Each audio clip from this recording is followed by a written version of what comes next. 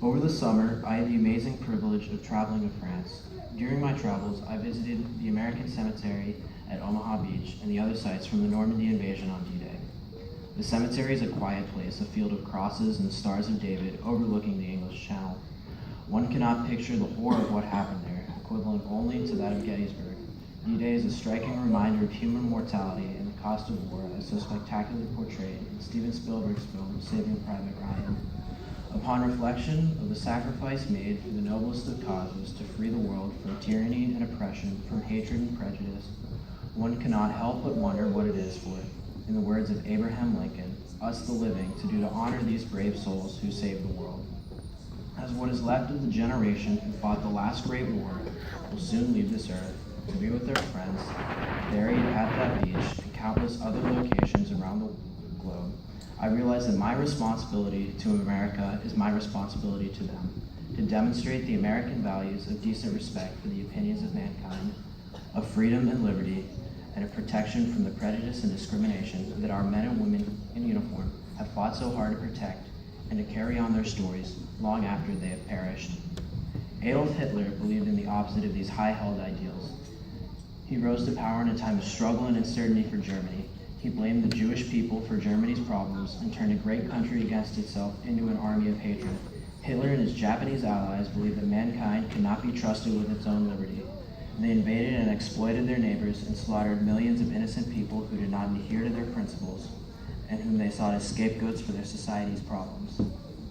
The only thing standing in between liberty and freedom and the tyrannical apocalyptic reality Hitler was attempting to impose on the world was a handful of brave souls from the United States, Canada, and Great Britain who jumped into the cold waters of the English Channel facing machine gun fire to storm the beaches of Normandy and gain a foothold on the European continent. Dwight Eisenhower once said, "History does not long entrust the care of freedom to the weak and the timid." Hitler underestimated the power of human courage and doing what is right. 70 years have passed.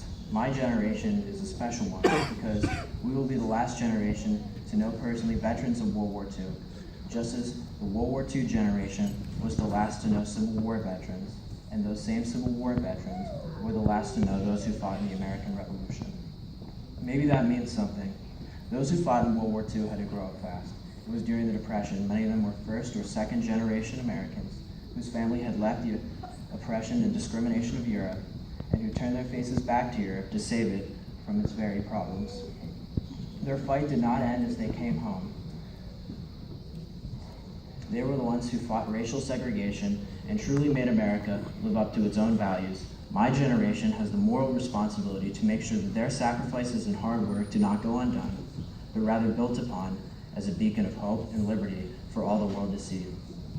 In our present society, we have many threats to that beacon, from those abroad who think it is unacceptable for women to drive, who burn human beings alive in cages, who terrorize innocent civilians, who jail people without trial, and who threaten their neighbors with force, to those at home who use scapegoating as a means to rise to political power by blaming a wide variety of people for their struggles and dividing our country, to those who lie, who disregard the needs of our veterans, who pervert the very fabric of our democratic system, and whose corruption threatens the very nature of the Republican form of government. Former U.S. President and World War II non-combat veteran, the late Ronald Reagan once said, "Freedom is never more than one generation away from extinction. It must be fought for, protected, and handed on for them to do the same. Or one day we will be spending our sunset years telling our children and our children's children what it was once like to live in the United States, where men were free." Now that torch has been passed to my generation, and we have the moral responsibility to uphold its flame. In some ways, the bigger fight is at home, rejecting the hatred and bigotry that is not welcome in our country and preventing the Hitlers of the world from taking power in the first place.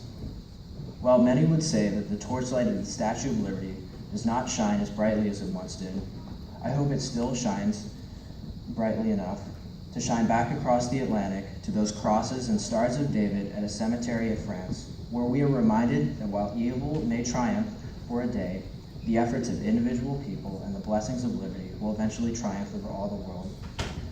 So that responsibility that transcends any one people has now been passed to the children born around 9/11. Just like our forefathers at Omaha Beach, it comes to us at a young age, but I think we are prepared.